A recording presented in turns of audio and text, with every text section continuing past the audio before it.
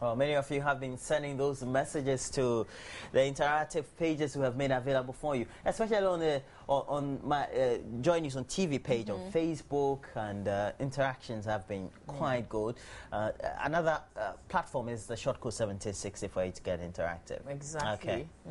But we have my community coming up next, and my banner is also looking at my community in a very special way. I just want to ask you, do you have issues in your community? Anything that you want the authorities to know about? You don't know where I live. I do, but I don't want to be the one to say. I live at Acquah. We just had a recent demolition of houses not too far from where I live. So sometimes it's frightening. You're wondering whether your house is safe or not. Yeah, so that's how it adds up to the fun, though. Yeah. And there's always a dilemma whether you feel that you did something right or not. And we always have a bone to pick with the TDC because where we live has been regularized, so to speak. Oh, okay. Yeah, so where you live was initially parts of the area that was supposed to be. No, it's not part. No. I just want to understand. I just want to understand your issue, but. Can you describe the place to us? I mean, those of us who have not been there before, we only see the parts that has been demolished. How is the whole area like? We have the old part of the town, because the place was given to settler farmers and people who wanted to do some farming activities, and so the land belonged to the TDC, and so that part now there were sale of lands adjourning that. So the TDC says, well, we'll regularize that for you. But those areas that had been encroached, we're going to break those places down. And so it's not as if the TDC had been dealing with us, of course. When you're having a new construction in your house, of course, they'll come and write on it, come and pay or permit or something like that. But, I mean, they were engaging with those who, so to speak, were said to have encroached in those areas. I think people have a difficulty as to how or the mode in which the whole demolition was undertaken.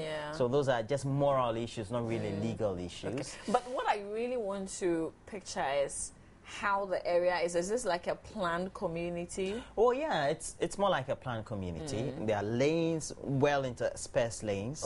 Yeah, so the roads demarcations are there, and the main road has been tarred. That's just in front and leads to a lot more of estates. You go to Sardal Farms, you go to Q Farms. Then there are a lot more estates, NTAC estates that's up there. And the TDC intends having a lot more estate communities around there. So, yeah, it's a mix of traditional, peri-urban, and, yeah, it's a very nice area to live in. Do you have issues with water, though? No, we don't. I think we have flow of water, but there are some households that will not have access to water because the main pipeline is now being constructed. But there's always a pipeline in the area, so if you want water, you can always get access. Yes. This sounds like a beautiful community to live in. Not like your typical estate community. Yeah, but it's a quiet place. Yeah, I think so. Very quiet. Yes. It's not rough, it's not too nice, it's not too good. Yes, it's not too bad, yes. That type of thing. It's not like maybe, let's say, a Jingan or something like that. I would like to live in a Jingan. Or you like to live in a Jingan? Or the best place like East Cantonment. Or Laboni. I mean, just the name. Plush. Just the name. And then the more plush area is Regimanuel, Great, those ones, or Trazaco, that's like the up. Big dreams. But what issues do you have in your community? I mean, recently, water, electricity, but what other issues? I mean, what other little issues do you have in your community? Think about it, and you can share on facebook.com/Joynews on TV. And then later on, my banner, that's what I'm raising.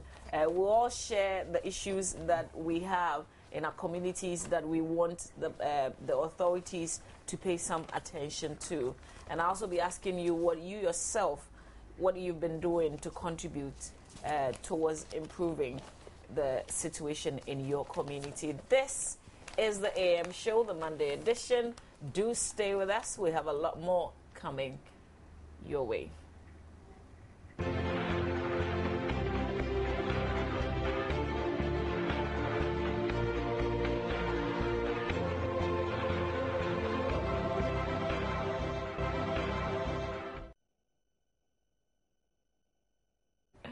And it's 16 minutes after 7. I'm excited because of Roverman's latest play, Make Me a Woman Tonight.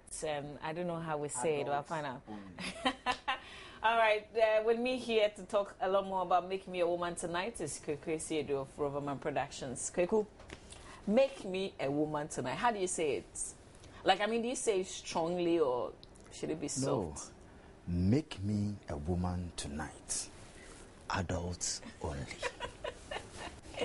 So why Make Me a Woman Tonight? I mean, what's this whole play about?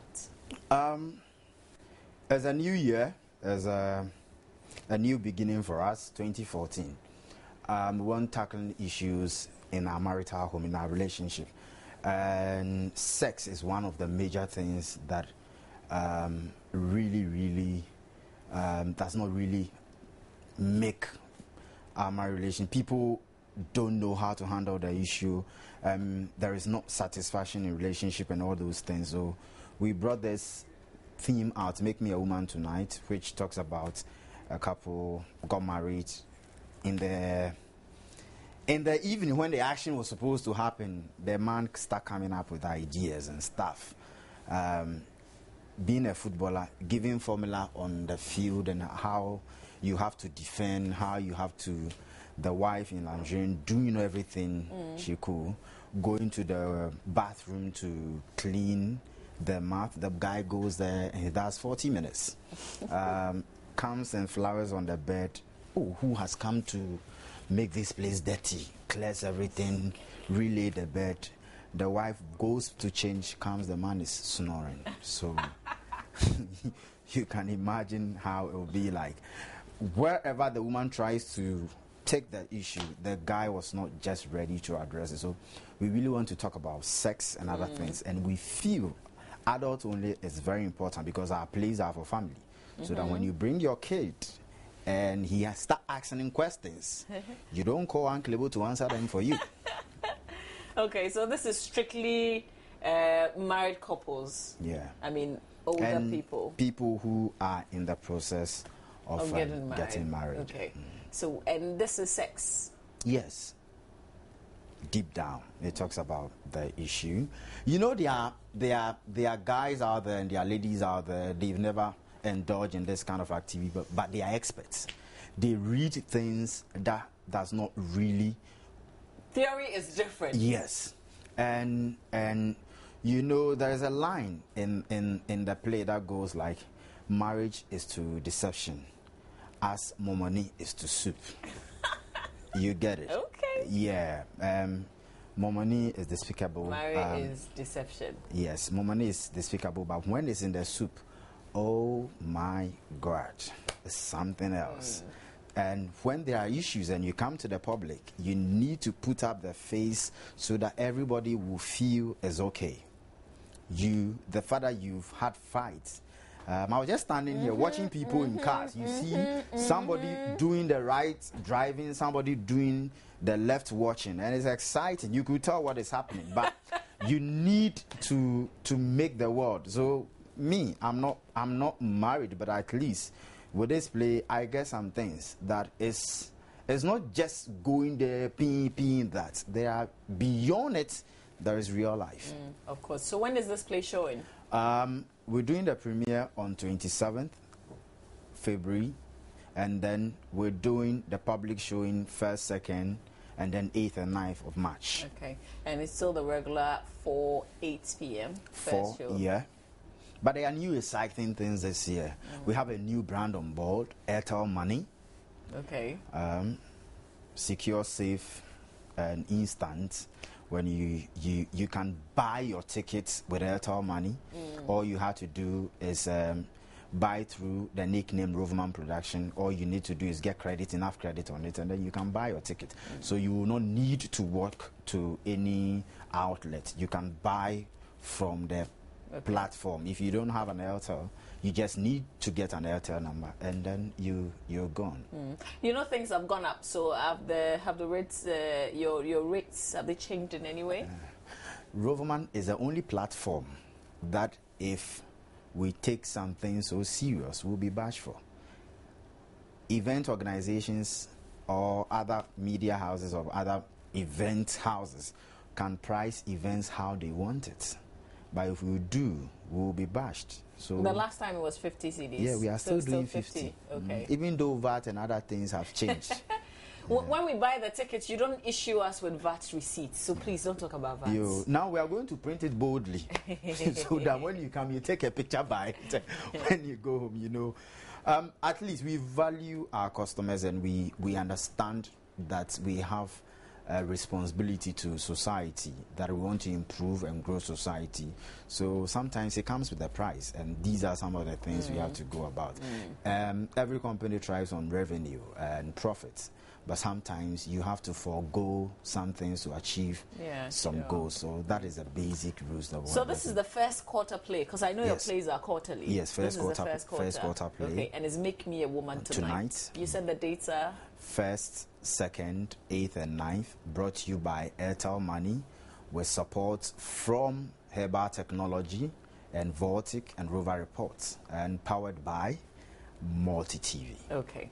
Kweku, thank you so much for this. Thank you. For telling us about your play, Make Me a Woman Tonight. And I'm told, when you say Make Me a Woman Tonight, you have to add adults only. Is there a collaboration with Kwamina though? Oh, no, but have you heard that song before? Me Jare. Oh, yeah. Oh, there are songs you will enjoy in this play. So if you like music, and because when you're talking about sensitive issue like sex, the humor should be strong to break people. They see Uncle to be creepy, so when they hear some of these things, seriously, they forget he's a vandal.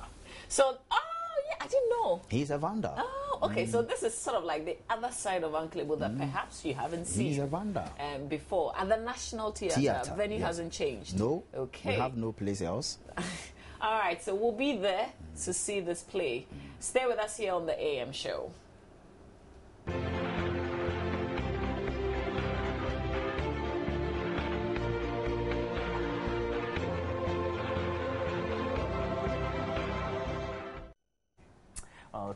Many of you still getting those messages across to us through the page on Facebook, Joynews on TV, and also the short code 1760. We're grateful. There have been media reports about the lack of transport for some prisons in the country. We all know these prisons are managed by the Ghana Prison Service, and particularly in prisons where there are no transports available, when they have to go and take some work or commute between the prisons and courts. That is for those prisoners who are on remand. They have to use the normal commercial transport that is available. Well, according to the critics, this is quite on the negative side. Yeah, I mean, according to ordinary persons like myself, this is risky. Yeah. Why? Those in prisons are risky people?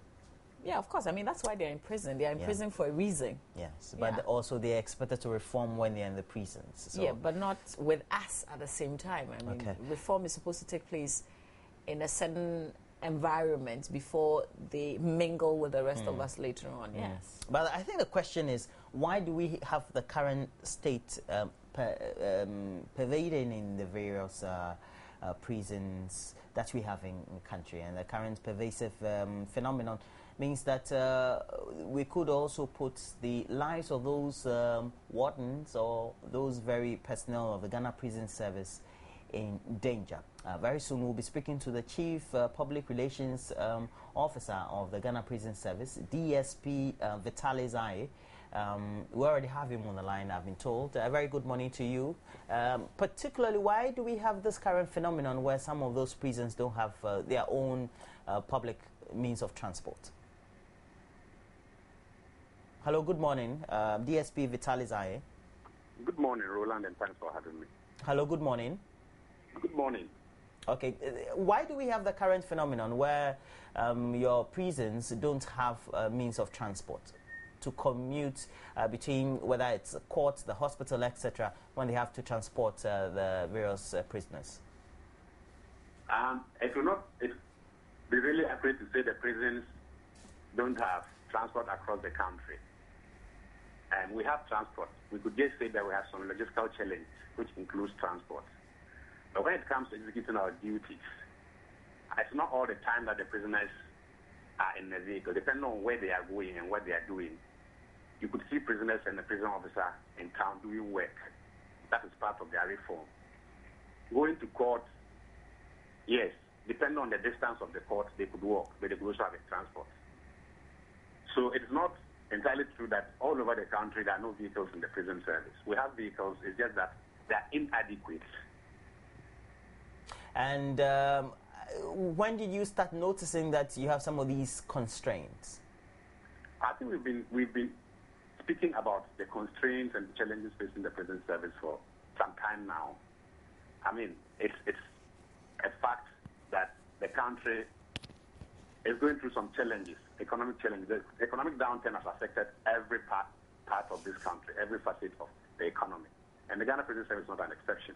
We have our fair challenges, but our main issue is with security, which we're really handling very well, despite the challenges.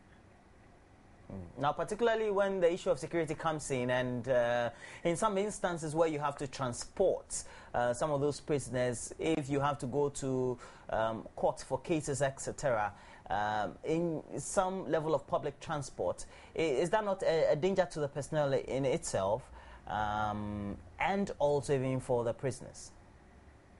Sometimes we confuse remand prisoners from convict prisoners. I am not sure prison officers will carry inmates to court in a public transport. Depending on where the court is, as I said, if we are talking about Accra, we have the operations team that carry prisoners from Insawam on a daily basis to all the courts in Accra here. At the other parts of the country, if you're talking about Tamale, the court is not far away from the prisons. Mostly that's the arrangement. So they could easily be escorted, handcuffed to court and brought back. Maybe if we're referring to the story that is in my Joy online right now, where they're talking about prisoners transferred from one facility to the other, and then with the support of the police, it's equally very normal that we collaborate with the other security agencies anytime there's a need for us to do so. I mean, you see the police and the army on the streets in the night patrolling. When it comes to issues of national interest, the police and the prisons come together and execute their duties. So that is what happens. Are you trying to indicate that the story as it's been reported is just an isolated case? Because we've had some reports that also to give the indication that these are some consistent phenomenon that are witnessed in some prisons, not all prisons, we have to admit. Yes, as I said, it depends on what the language from which we are coming from. If they are remand prisoners and they are being taken to court, we don't handle them. It is the police that come for remand prisoners and send them to court. Sometimes how they send them, we will not be able to tell. But when it comes to convicts going to court, that's our duty. And as I said, most of the convicts who are going back to court, it's either an appeal they have made. And if you look at the prison, they are situated in such a way that you can easily move from the prisons to the court, sometimes without taking a car. The way it is at this time, we make arrangements to carry our prisoners to court. So I don't know the isolated instance they are talking about. And so how far can you go to address the current transportation constraints and actually other constraints you have within the service? Oh, we have a couple of constraints, a couple of challenges, including transport. And government is addressing those concerns for us. We've been assured that they will get us some vehicles and other logistics we need to perform our duties. And that's what we're waiting for, actually. Having said that, we continue to do our work as expected of us. In some of those instances where, because of the lack of transport, in those sparse instances, you're not afraid that some of those prisoners, not necessarily on remand because you said they deal with the police, but those convicted ones could abscond? We're talking about reformation of the inmates. If the person is going to court, it means that he is in prison and has another case. You always see them being handcuffed by the prison authorities. They are handcuffed and sent to court. And in the court premises, we have a cell they are put in. When their case is called, they are brought out from the court, from the cell in the court to the dock and sent back, and from the handcuff back to the prison. That's if they are not in the vehicle. But when you see a prison officer escorting inmates, it means that those people are qualified to do work from outside, and they're not actually a threat to society and to themselves. So they can go out without handcuffs but then the prison officer follows them to ensure that what they're supposed to do, they do it and come back. So to some extent, to a very large extent, those you see walking out without being handcuffed and the prison breaches, they are not a threat to the society. It's part of reformation to get them acquainted, used to the society that are coming back into again. And talking about issues of reformation in the prisons, we know that there's an ongoing policy of the Ghana Prison Service to give some level of formal education to inmates, especially those that could fall in the category of being in the age brackets of going to school, especially for junior high schools and senior high schools. How is that program running in the prisons? It's running very well as I speak to you right now. In almost all the central prisons in this country, when I say central prisons, all the prisons located in the various capitals, including in Sawam, we have these programs running. We have officers who are trained as teachers before they brought into the service, who are handling these things. As I speak to you, we have already submitted or given up candidates for watching. And you won't believe it, we only scored 100%. So what we should be looking for now is those, some of them, about 3 of them are in the university outside of the country, the prison, because they were lucky to have finished their term, and then the results came and they found themselves in universities across the country. What we are now trying to arrange is to link up with distant education units of the Ghana Education Service to extend that facility to the prison, so that when you are, for example, convicted for 6 years, and you are still in prison, you can continue your university education whilst in the prison. Therefore, now we have formal and non-formal education, as well as vocational training and agric, which we are using to reform the prisoners in the prison as we speak directly. By way of trying to integrate them into society, are you worried that because they are convicted prisoners, their criminal records will still be upheld, even when they enter into mainstream society? And even though they've continued into other areas of the educational ladder, i.e. tertiary institutions, etc. That is where, if you are not out yet, we are asking, we've written to distance learning to come up to our aid in the prison service. Talking about their conviction or criminal record, that is where there is a controversy sort of a thing, because we are saying we should educate them and give them jobs to do after they are released from prison. But the laws of the country also tells us that an ex-convict shouldn't be employed. That's where we are sending some issues to Parliament. If those things can be changed, because what is it that is said that an ex-convict, even anybody, if you are a lawyer, you are a doctor, and then you find your way into prison and you come out, you are not supposed to be given a government job. You should be employed in the public sector. We want to reform them again, and we are saying that they should come out and be given a job. There's a bit of a controversy there. So we are pleading, and we've sent some, a bill is in Parliament. If it is passed and all these things are handled, it means that you go up, if you come to prison and you come out, you won't have a criminal pact against you. That will forbid you from getting a job from the public sector. At what level is a bill in Parliament? Because as far as I know, for this very sitting, it's not being categorized as one of the bills to be looked at. And so I wouldn't be able to tell. I wouldn't be able to tell how far it's gone. But I know something has been sent, or some issue has been sent for the legislative for redress of reconsideration. Yes. Okay. Thank you very much, and thanks for sharing your thoughts with us. We've had on the line the Chief PRO for the Ghana Prison Service, DSP Vitalis Aye, talking to us about how they deal with the lack of transport in some prisons when they have to transport some convicted prisoners into the courtrooms, either because they have an appeal or a case to hear before the judges, and also what efforts have been made so far in improving the current state of education among inmates who would or are willing to go to school, especially as we're being told that for those presented for WASI or other levels of external examinations, the pass rate is always 100%. Well, that's very interesting, Mama B. Especially very. when people can go to school in the prisons, come out, and they know that they still have a future. Exactly. But that very aspect of not getting employment in the public service, if you're a convicted prisoner, is something I guess society still needs to handle, not only at the legal level. Yeah, but I guess, that's a big price that you pay for what you were sentenced for. So there's some. I mean, there's always an opportunity cost exactly. for something. Yeah, you have to lose have something. Yeah, but it's a good thing. It's a good opportunity you're giving them. And in terms of I've been to in some prisons and some other prisons where some of them had been going through tutorials to go and take the examinations, and you have some fairly bright young people who got to discover that they still have a future they have to pursue. But I think they have to deal effectively with the issue of transport, the challenge with transportation.